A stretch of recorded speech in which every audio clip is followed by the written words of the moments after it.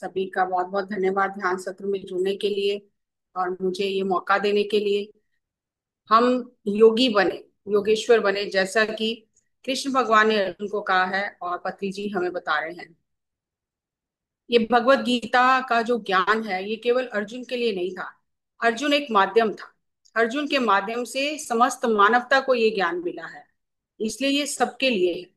Spiritual principal सबके लिए हैं और हम सभी को इन्हें समझना चाहिए। धर्म जाति की दीवारों से ऊपर उठकर हमें सभी धार्मिक ग्रंथों का अध्ययन करना चाहिए। जैसा कि आप सभी जानते हो कि पिरामिड स्पिरिचुअल सोसाइटीज मूवमेंट का मुख्य जो सूत्र है उसमें यही है कि स्वाध्याय करो, सभी ग्रंथों का अध्ययन करो, सभी गुरुओं की संतों की वाणी को पढ़ो, समझो और उसे जीवन में उतारो। तो आज हम दो श्लोक लेंगे।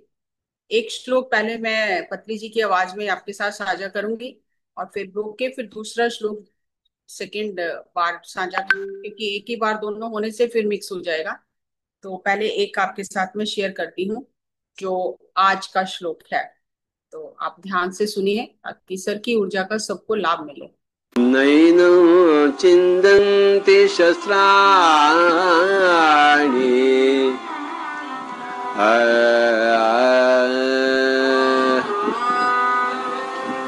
अर्जुन अर्जुन अर्जुन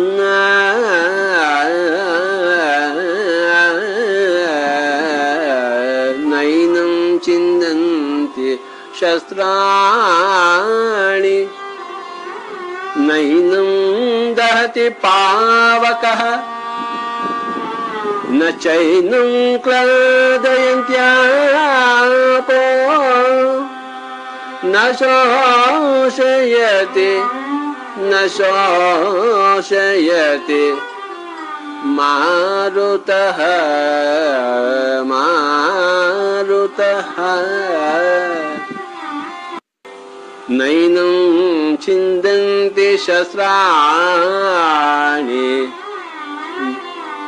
नैनं दहति पावकः न चैनं क्लेदयन्त्यापो न शोषयति न शोषयति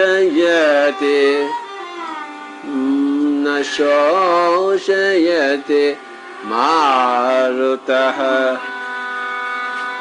नैनं छिन्दन्ति शस्त्राणि नैनं दहति पावकः न चैनं क्लेदयन्त्यापो न शोषयति न शोषयति न शोषयति मारुतः। इस श्लोक में जो इसका अर्थ भावार्थ पत्री जी ने किया है बहुत ही आसान है और बहुत बार हम सुन भी चुके हैं और सभी जानते हैं, लेकिन फिर भी नैनम छिन्द्यन्ति शस्त्राणि, आत्मा को शस्त्रों से छेदा नहीं जा सकता, आत्मा को अग्नि जला नहीं सकती। हे अर्जुन, आत्म पदार्थ को शस्त्र से काट नहीं सकते, शरीर को काट सकते हैं, आत्मा को नहीं काट सकते। नैनम दहति पावकः, पावक अग्नि शरीर को जलाती है, आत्मा को नहीं जलाती। ना चैनम कलेद्यन्त्यापो, पानी से शरीर गीला होता है लेकिन आत्मा नहीं गीली होती। ना शोषयति मारुतः, हवा से शरीर शुष्क होता है, आत्मा नहीं।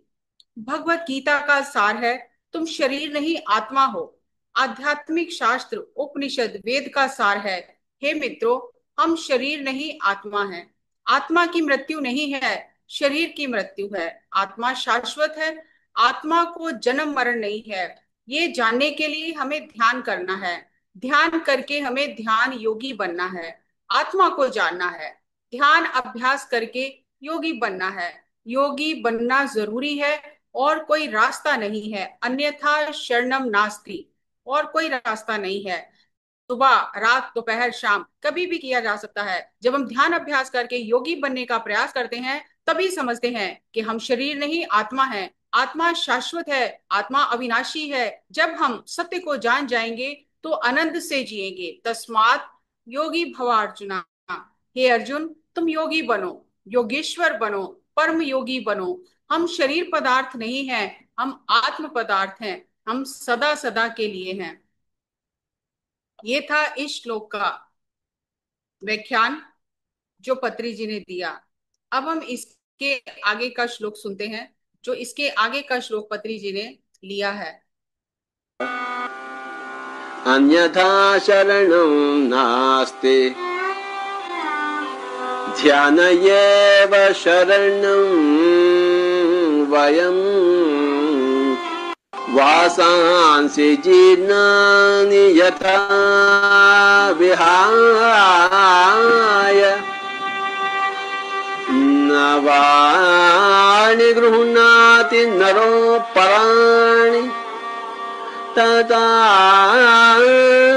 शरीराणि विहाय जीर्णानि अन्यानि संयाति नवानि देहि देहि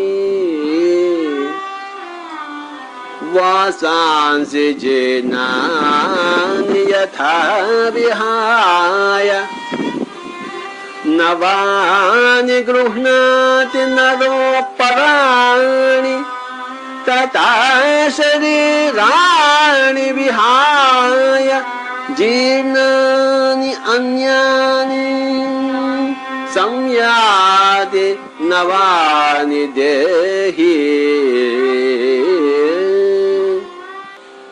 वासांसि जीर्णानि यथा विहाय नवानि गृह्णाति नरोपराणि तथा शरीराणि विहाय जीर्णानि अन्यानि संयाति नवानि देहि वासांसि जीर्णानि यथा विहाय नवानि गृह्णाति नरोपराणि तथा शरीराणि विहाय जीर्णानि अन्यानि संयाति नवानि देहि बहूनि मे व्यतीतानि जन्मानि तव चार्जुन तान्यहं वेद सर्वाणि न त्वं वेत्ति परं तप बहूनि वासांसी जीर्णानि, वासांसी वस्त्र, जीर्णानि फटे पुराने, यथा विहाय उसी प्रकार से, नवानि गृह्णति नए वस्त्र धारण करती है, नरो प्राण जिस तरह मनुष्य जीर्ण हुए वस्त्रों को छोड़कर नए वस्त्र धारण करता है, तथा श्रीराणी विहाय जीर्णानि यानि संयाति नवानि देहि, उसी तरह आत्मा भी शिथिल हुए शरीर को छोड़कर, बीमार रोगी शरीर को छोड़कर नया शरीर धारण करती है। सभी हम इस अर्थ को जानते हैं, लेकिन इसे और गहराई से समझते हैं। जिस प्रकार हम शरीर के वस्त्र खराब होने के बाद उन्हें बदलते हैं, ठीक इसी प्रकार देह के शिथिल हो जाने पर आत्मा भी देह को बदलती है। जब शरीर रोगी और शिथिल हो जाता है तो छोड़कर जाना ही है। देह वस्त्र है। वेद व्यास जी ने देह की तुलना वस्त्र से की है। देह वस्त्र है, हम देहधारी हैं, हम आत्म पदार्थ हैं। देह में आत्म पदार्थ को देही कहते हैं। देह से जब आत्म पदार्थ निकल जाता है तो विदेही हो जाता है। आत्मा है तो देह है, जब आत्मा नहीं है तो विदेह है। जब आत्म पदार्थ शरीर के अंदर स्थित होता है तो इससे देही बोलते हैं। जब आत्म पदार्थ शरीर से बाहर आ जाता है तो विदेह कहते हैं। मनुष्य आत्मा जब अच्छे बुरे संकल्प विकल्प के साथ है तो विभिन्न चीजों के साथ जुड़ी हुई है, तब इसे जीवात्मा कहा जाता है। जब आत्मा अच्छे बुरे मैं मेरा अहंकार संकल्प विकल्प से जुड़ता है तो जीवात्मा कहलाता है। और जब आत्मा इन चीजों से परे हो जाती है, यानी अच्छा बुरा संकल्प विकल्प, देह का भाव मिट गया, अहंकार मिट गया, आपका मेरा भाव नहीं है, तो जीवात्मा परमात्मा बनती है। अर्जुन जीवात्मा का प्रतीक है। कृष्ण और वेद व्यास परमात्मा है, द हाईएस्ट डेवलप्ड सोल। हर एक आत्मा को परमात्मा बनना ही है। हर आत्मा को जीवात्मा, दुष्ट आत्मा, शुभ आत्मा, महात्मा से परमात्मा बनना है। जब जीवात्मा परमात्मा बन जाती है तो उसका पूर्ण विकास हो गया है। जब तक परमात्मा नहीं बनते, पूर्ण विकास नहीं होता। उसके लिए जीवात्मा अनेक जन्म लेकर बार बार विकसित होने के लिए, पूर्ण होने के लिए धरती पर आती है, विकसित होकर परमात्मा बनती है। जब तक पूर्ण विकास नहीं होता, पुनरपि जननम पुनरपि मरणम पुनरपि जननी जठरे शयनम। जिस प्रकार एक बच्चा अनेक अवस्थाओं को पार करके बड़ा होता है, इसी तरह जीवात्मा अनेक जन्म परंपरा से होती हुई शैशवात्मा, युवा आत्मा, वृद्धावस्था से होती हुई परमात्मा बनती है। हे अर्जुन, तुम परमात्मा बनो, तुम योगी बनो, तुम ध्यान योगी बनो। तभी तुम्हें अपने बारे में पता चलेगा। जब तक ध्यान नहीं करोगे, तब तक तुम्हें अपने बारे में समझ नहीं आएगा और ना ही आत्मा की यात्रा का पता चलेगा। अगला श्लोक हम अगली बार लेंगे। अभी इसी पर विचार करते हैं कि इसमें क्या क्या मुख्य जो संदेश हैं वो पत्री जी ने हमें दिए हैं। इसमें समझने की बात यह है कि हम देहधारी हैं, मतलब हमने इस देह को धारण किया है। शरीर को देह कहते हैं और शरीर के अंदर जो आत्मा है उसे देही कहते हैं। इसीलिए कहते हैं देहधारी। हमने देह को धारण किया है।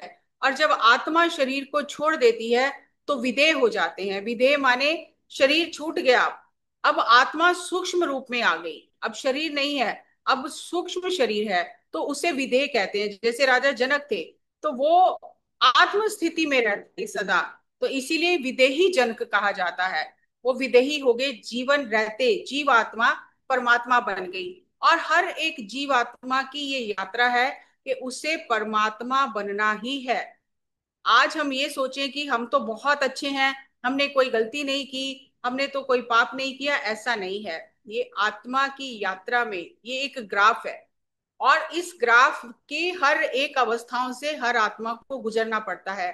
हम भी कभी दुष्ट आत्मा थे, कभी मूर्ख आत्मा थे, कभी शैशव आत्मा थे, कभी बाल आत्मा थे, वृद्ध आत्मा बने, और फिर धीरे धीरे पूर्ण आत्मा बन जाते हैं। और जब पूर्ण आत्मा बन जाते हैं, परमात्मा बन जाते हैं, तो आत्मा की यात्रा समाप्त हो जाती है।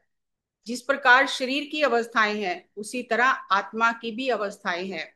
और जिस प्रकार एक बच्चा पहले छोटा बच्चा होता है, फिर युवा होता है, फिर वृद्धावस्था को प्राप्त होता है, इसी प्रकार आत्मा भी अपने इस शरीर को धारण करके अनेक अवस्थाओं से गुजरती हुई परमात्मा बन जाती है। और श्री कृष्ण भगवान अर्जुन को बार बार कह रहे हैं कि हे अर्जुन, तुम योगी बन जाओ। और योगी बनने के लिए हर एक श्लोक में पत्री जी ने एक ही सूत्र दिया है। अगर आप देखेंगे कि ध्यान करो, सांसों के साथ रहो, किसी भी समय ध्यान कर सकते हैं, कोई ध्यान के लिए अलग अलग विधियां नहीं है।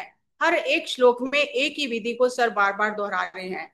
और ये बहुत ही गहराई से समझने की बात है कि लगातार एक ही बात सर बोलते रहे। अगर हम आज सर की बात मानते हैं तो हमें ये जानना चाहिए कि अगर उन्हें इससे और कुछ एडवांस मिला होता तो वो क्यों ना हमें बताते, जरूर बताते। लेकिन सर बार बार ये बात बताते रहे कि बेसिक लाइन भी यही है, मिडिल लाइन भी यही है, और एंड लाइन भी यही है। यही अल्फा और ओमेगा दोनों है। ध्यान करना है सांसों के साथ। तो ये जो मुझे समझ में आया और जो सर ने बताया, मैंने आपके साथ शेयर किया कि जिस प्रकार आत्मा, जिस प्रकार शरीर फटे पुराने वस्त्रों को त्याग कर नए वस्त्र धारण करता है, तो आत्मा के लिए शरीर बदलना एक वस्त्र धारण करने जैसा है। वो नया वस्त्र धारण करके चली गई, क्योंकि अब आत्मा ने देख लिया कि इस शरीर में रहकर काम नहीं हो सकता। ये रोगी हो गया है, बीमार हो गया है, और अभी इसमें एक सीमा आ गई है, उससे आगे आत्मा सीख नहीं सकती है। उसने देख लिया। क्यों नहीं सीख सकती है? क्योंकि जब हम एक सिस्टम में जन्म लेते हैं, किसी भी धर्म में, किसी भी जाति में जन्म लेते हैं, तो उसके जो संस्कार हैं, एक तो हमारे पुराने संस्कार हैं जो जन्मों जन्मों से चल रहे हैं, और एक हमारे उस सिस्टम में जो कंडीशनिंग हो गई है बचपन से हमारी, जो हमने चीजें सीख ली हैं, और वो इतनी गहराई से हमारे सेल्स में चली जाती हैं कि फिर उन्हें बदलना बड़ा ही कठिन हो जाता है। आत्मा पूरा जीवन प्रयास करती रहती है कि हम स्वयं को बदलें, लेकिन हम नहीं बदलते।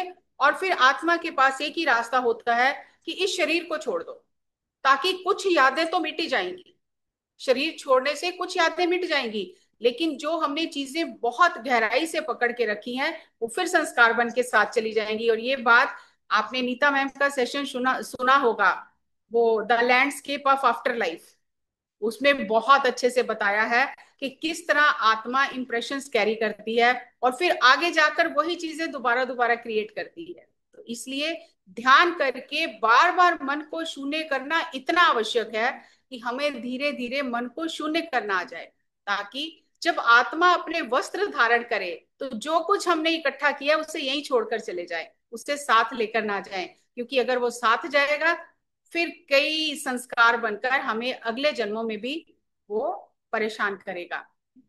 सो बहुत बहुत थैंक यू जी, आपका, जो आपने इतने श्रद्धा से, शिद्दत से इसे सुना, और पत्री सर का ये भगवत गीता आप तक पहुंच रहा है, ये छोटी सी बात नहीं है, ये बहुत हमारे पुण्य हैं जो हम इन्हें सुन रहे हैं। और जैसे जैसे आगे श्लोक आएंगे तो आपको पता चलेगा कि कितनी गहराई है इन श्लोकों में, और किस तरह से सर इनको सूत्रों को खोलकर हम तक पहुंचा रहे हैं। उन्होंने कोई कमी नहीं छोड़ी, जो भी खजाना था उन्होंने अपने पूरा खजाना खोल के रख दिया, कुछ नहीं छुपाया हमसे। लेकिन पता नहीं क्यों हमें लग रहा है कि शायद कुछ छुपा गए हैं, तो हम उसे ढूंढ लें जो छुपा गए हैं। So thank you.